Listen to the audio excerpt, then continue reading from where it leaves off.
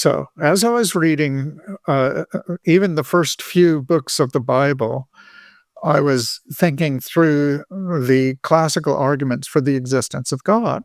Mm, And as I went over them, even ones that I thought were the weakest, like the argument from contingency, the conclusion of which is essentially that there is a necessary being. Um, and therefore it struck me as being like the weakest, the least help. Um, I was thinking of those arguments in new versions, or perhaps I had a greater appreciation. I taught those arguments.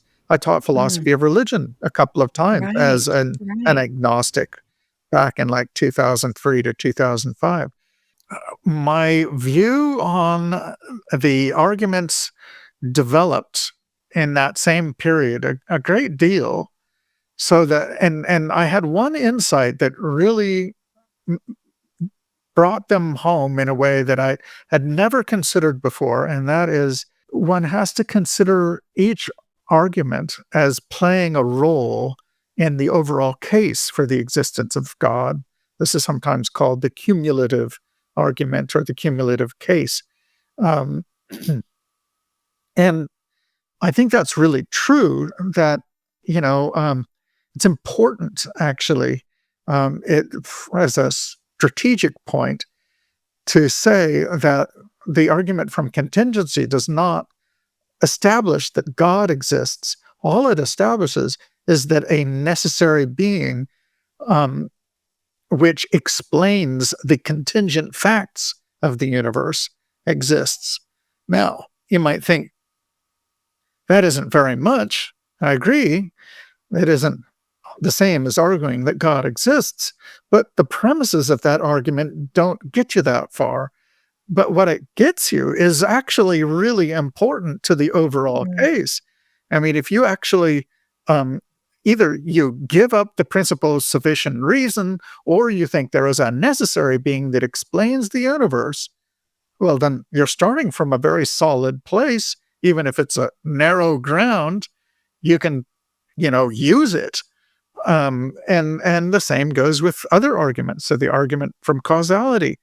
Um, it says that, well, if there's a necessary being that explains the universe, well, it's going to be a causal explanation, first of all, and the things that are going to be caused are not just on my version. This is what I say: um, they won't be just the passing events or the objects and the forces in the universe. It will also be the laws that govern them and the scientific constants. You need to explain those things. Where did they come? What caused them to come into effect? Um, right. and well, then that tells you a little more about the necessary causal being. And then the notion is you put a number of these arguments together in this way. I could go on, but I won't now. And you have a whole case for the existence of God. And that never dawned on me before. I never Mm, really thought it through